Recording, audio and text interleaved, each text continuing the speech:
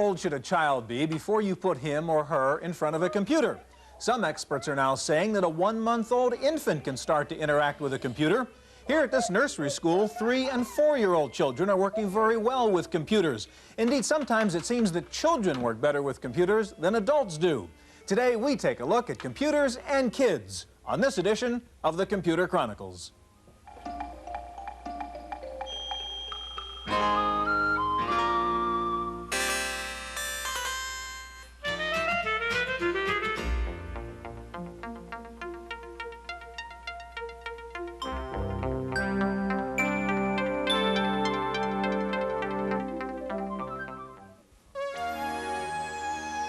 The Computer Chronicles is made possible by Leading Edge, makers of IBM-compatible computer systems, including word processing with spelling correction, communication software, and Hayes-compatible modems.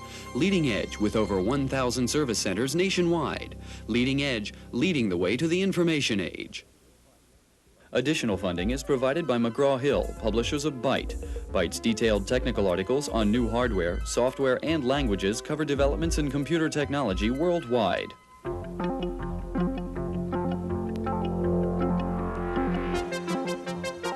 Welcome to the Computer Chronicles. I'm Stuart Chaffee, and with me this week is George Morrow. George, I've got some computer newsletters here.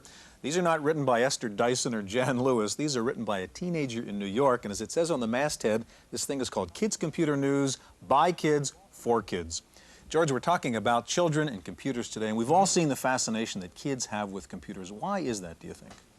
Well, I think for adults are convinced that computers are complicated, and they're really not. Children don't know any better and just kind of fall into it. It's interesting. When you're young, it's a lot easier to learn. Also, computers, people that deal with them usually end up making some mistakes. Adults hate to make mistakes. Kids are always making mistakes, and making a mistake with a computer isn't any different than having your mother tell you that you've left your shoes on the floor. So the environment, it's much more conducive for kids to learn about than adults. George, we're going to find out today. We're going to meet several very talented young children, young people who deal with computers and do some incredible things with computers. And we're going to start out by meeting Harold Sexton, a 15-year-old from Palo Alto, California. Duke Sexton is 16 years old. He's been using computers since junior high school, not just for games and homework, but for programming and hacking as well. He began with an Apple II, which he used to run his own bulletin board. But he quickly graduated to a Macintosh Plus, which he plans to use to publish his own magazine on computer security. Hacking and phreaking and everything in that area has been escalating for a while now, in the past 5 years, and corporations need help in that extent, and there aren't very many publications out that help in computer security. And so that's one of the main reasons I am putting out the magazine. Duke spends a lot of time in front of the keyboard. He attends a special high school that allows him to concentrate all his classes in the morning, leaving his afternoons free to work on his magazine. Duke's extracurricular life didn't always revolve around computers. He's a capable athlete and plays in a local rock band. But he admits that at least part of what makes computers appealing to his generation is the thrill of hacking.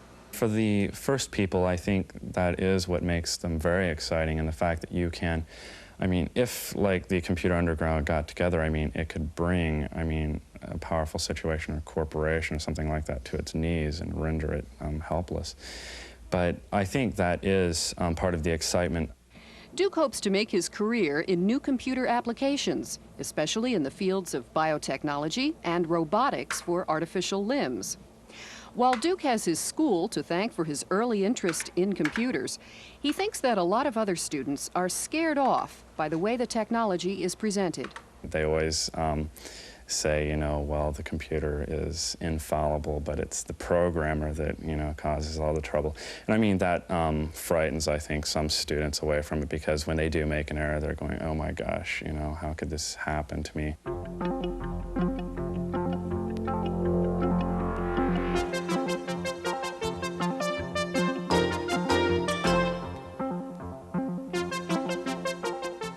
With us in the studio now are Laura Risk, who's 12 years old and from San Francisco. Next to Laura is Ben Wu, who's 13 and from San Jose.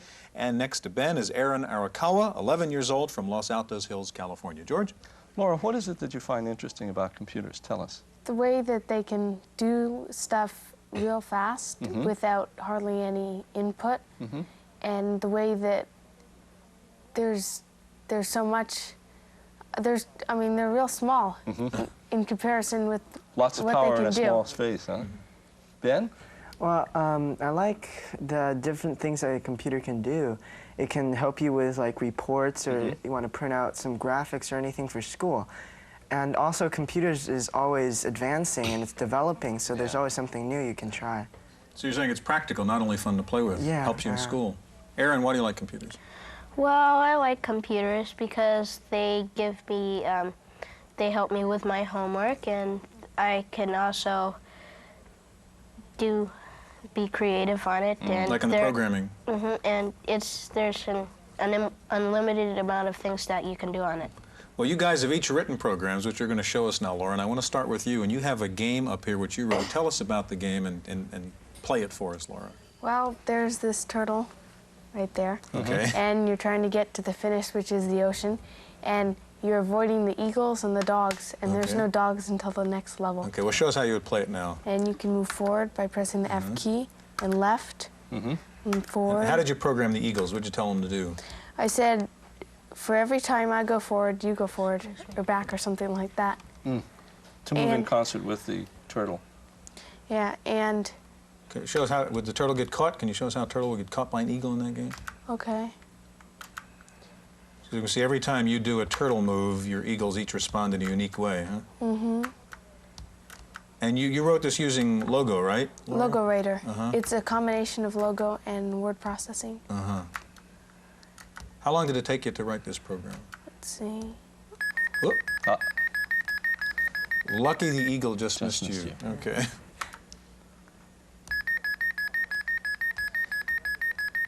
Did you do that? I want you to talk while you're doing that, if you can, Laura. Did you write this just for fun, or was it a challenge to figure this out? Or was it a school project? I wrote it because I wanted to see if I could. Yeah. Okay, that's a good How long enough did reason. you spend on it, Laura? About, see, now I just got caught. Yeah. About a week and a half or something. It's not done yet. I want to work on this. It had some bugs then, huh? Yeah, a lot. Ben, I want to ask you to take over the Apple if you can and get your program loaded up in a second. Okay. So could you sort of... Laura, is it fun finding those bugs? Yeah. Move over there. If you can take your disc out, Laura, and I want Ben to get his things up. What was your question, George? I've always found it fun finding bugs in programs, and I just wonder whether Laura found it fun also. Sometimes it's fun, but if it keeps coming up over and over, it's not. Yeah, it gets beginning frustrating, yeah. When you say you're going to improve the program, how are you going to improve it? You're still working Well, on it. I was thinking, if an eagle or a dog gets you, then there's this big picture of the turtle and the eagle reaching out and picking it up, or the dog. Oh, you're going to change the screen then to make it more graphic when he gets caught. And also have it when the turtle gets to the end, the picture of the turtle lying in the sun on the ocean beach.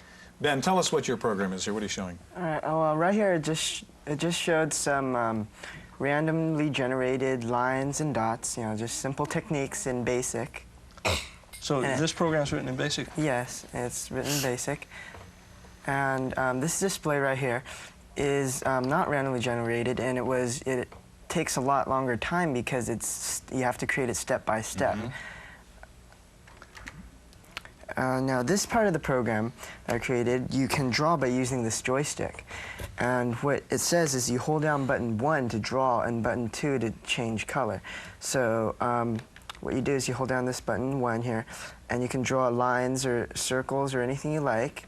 And you can hit button 2 to change color to the color you like. You can draw again. So it's a paint program. Yeah. You're a paint program written in BASIC. Yes. Great. And the only drawback to it is that the joystick is really sensitive, so it wouldn't be able to draw very clearly. Maybe if you have a Koala pad, it might be able to work better. What's the next part of your program, Ben?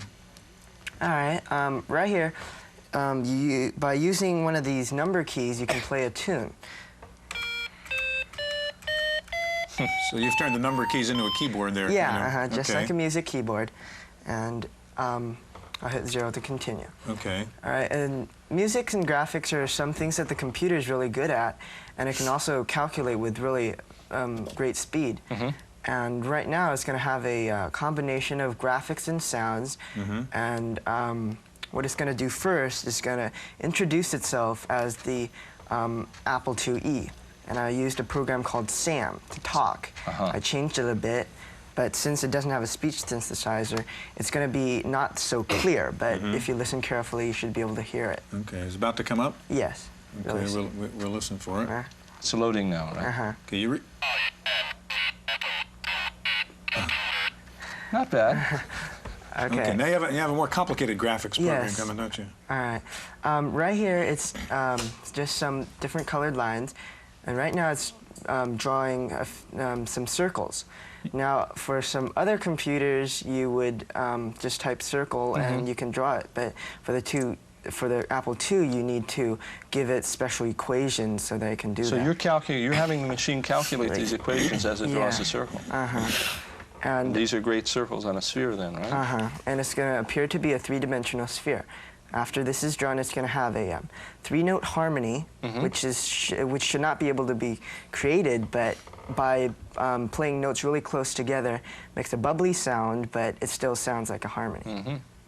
Okay, and the Apple can't play three notes at the same time, right? But you tried it. Yeah, I tried it. Okay, we're going to hear it now? It's looking for the music. Ah, yeah.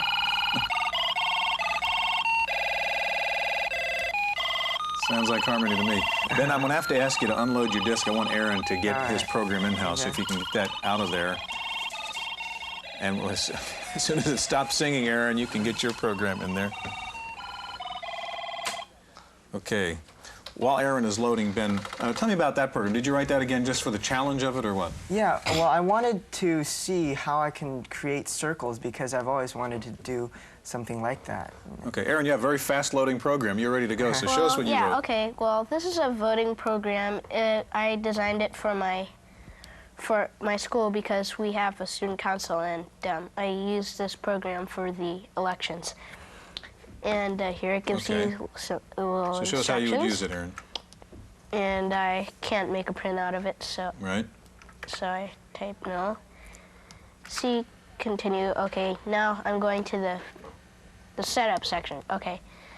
And this is the part I'm saving the votes onto the disk. And so I type in the name I want to save it under. So I type, oops. Okay.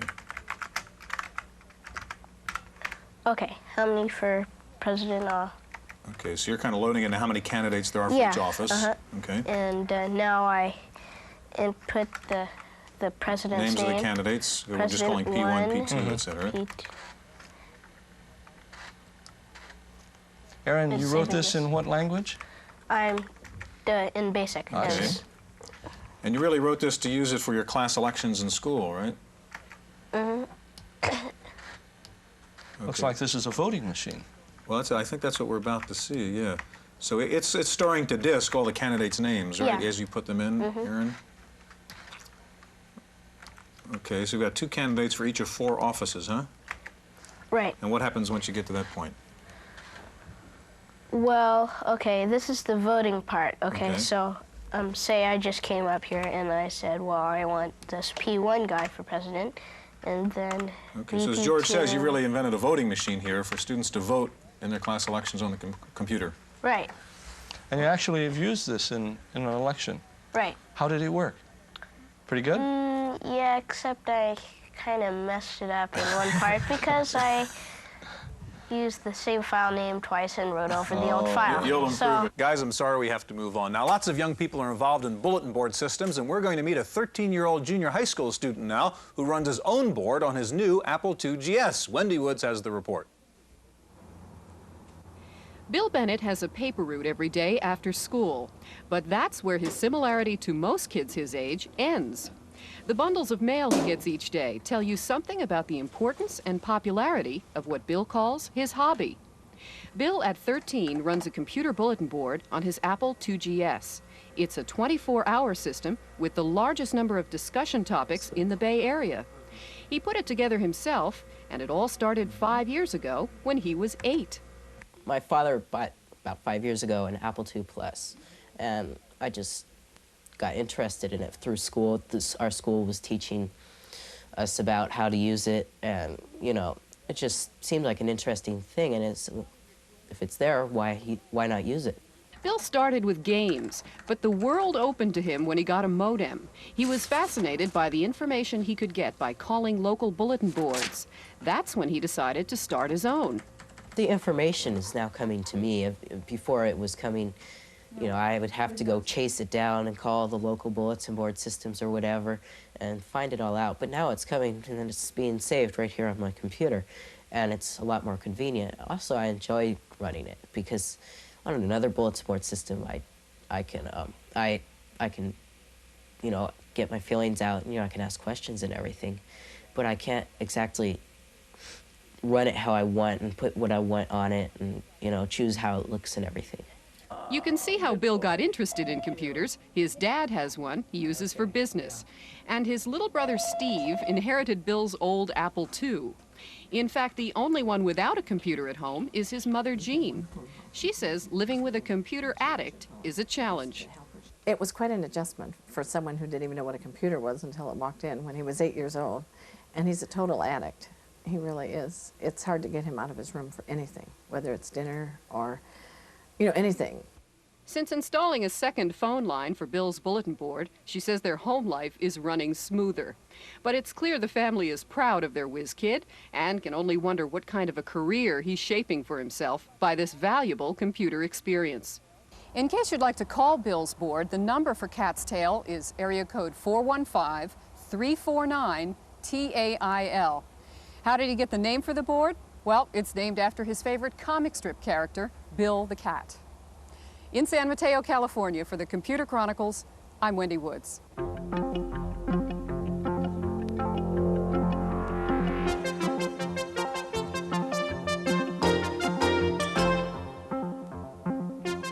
We have several new youngsters joining us in the studio now. First of all, Arin Epstein, who's a 13-year-old student from Walnut Creek. And next to Arin is Clifton Dalgard, 12 years old from San Jose. And next to Clifford, Robin Lee, who's also 12 and also from San Jose. George? Tell us what it's like with you in school and in your family to be a computer expert.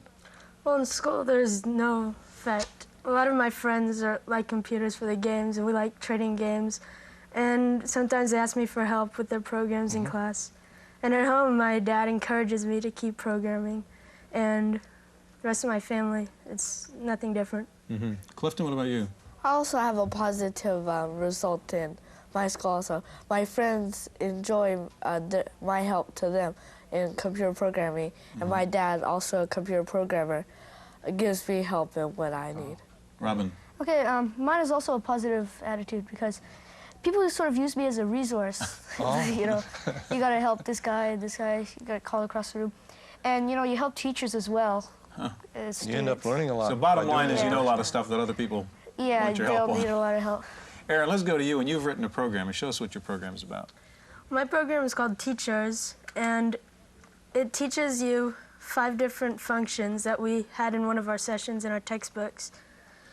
And computer functions, right? Yeah. It teaches you about computer functions. Yeah. Okay, go ahead. And first it says if you want to take a test or lesson. And the lessons are for integers, square roots, random lengths, or mid-strings. Okay. And then first it gives you the definition, and then it tells you about it, how to use it. Okay, this is integers right now, for example? Yeah. Okay. And Arin, it's written in BASIC? Yeah, it's in BASIC. And the test, it gives you 1 question for each. Okay, so this is the first question on integers. What is the integer for that very long number you've written there? Yeah. Okay, and the answer? Okay, and there's a question about random numbers? Arin, how long did it take you to write the program? About 4 or 5 days in class. Okay, the third question is, I'm sorry, Georgie, about square roots. Yeah.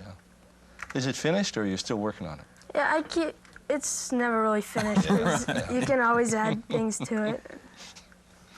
Okay, and this question is about string commands here.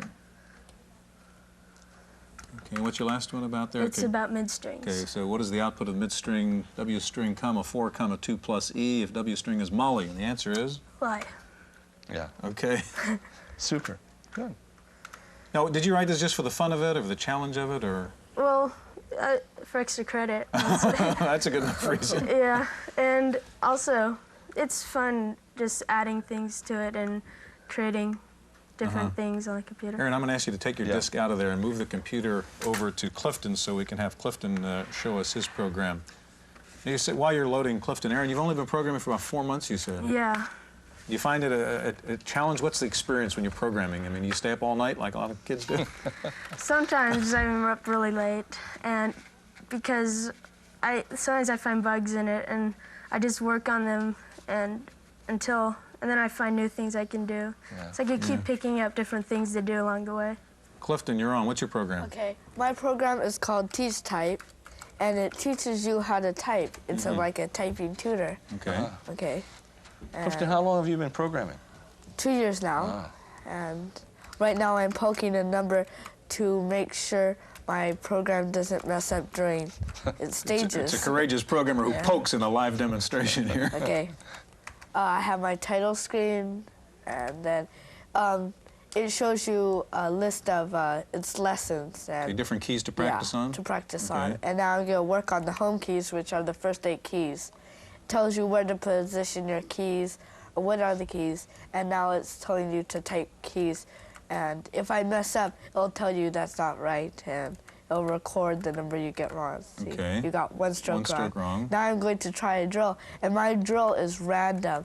It picks a letter in the home keys, and it tells you to type it. So the top line's generating a letter, and the second line you're typing it. Yeah, and what's hard about this, because most documents you write or type, you'll be able to see the wording. This one, it'll give you it instantly, so it's a challenge. Clifton, how long have you been working on this program? About 3 weeks now.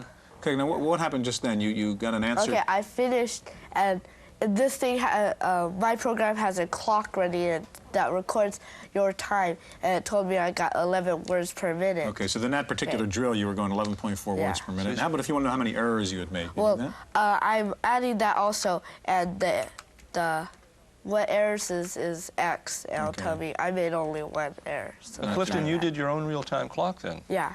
Good. Okay, I want to, Clifton, that's the idea. Move the computer over to Robin, and if you can boot your disk up, Robin, while you're doing that, Clifton, let me ask you again, did you do this just for the fun of it, or actually people you think will use this to learn how to type? Well, when I was making this program, I was in typing elective, and I wanted to find a better way to teach how them to type, because you use the computer to help you in your own work then. And then so I was about to enter this into the typing class. See, so that's my principle, that the fellow that needs the program either the guy who writes it. That's right. Okay, Robin, tell us what your program is. Okay, what my program does, it teaches the user about positive and negative numbers. And what it does, it generates a random number that you have to enter a positive number and a negative number, and when you add them together, they've got to equal that number itself. Okay, but it's in a game form, right? Describe the game format you laid out here. Okay, well, what I did is I split out the screen so you'd be able to distinguish from your scanner and all. And then the actual stuff, it would... So you randomly assign a number to the enemy, to the alien striker, which say 49 is the number right now, and how would you then play the game? Then, okay, right now your positive blaster, or that's where you enter your positive number. Let's just say 49, 50. Okay. And then you got a negative number that you've got to enter as well, so let's just say 1. Fire, wait a little while, and then you got to hit. And you're right, okay, so your new enemy is a 33. Yeah, and they'll... with the new revised one, you'd be able to decide how many you'd have. But so you're still working on this program too, like everybody else. How long have you been working on it? So far, 2 weeks with, intervals. I didn't work continuously. First cut. How long have you been programming? A year. But what's the excitement, the pleasure you get out of programming, Robin? Tell us about the experience. Well, I guess just writing the program kind of gives me pleasure, because to have that feeling that you actually did something on the computer. And you made that machine do what you wanted it to do, right? And let's just say you got something wrong. It would miss and then tell you the answer. Got to delay a little longer, and then it would just keep going like that until it reached the number of aliens that you wanted to. Okay, so all 3 of you are still working on your programs, and you're going to make them even better. And we're out of time. Thank you very much for being here. Hope you enjoyed Computers and Kids, and we'll be back in just a minute with this week's Computer News.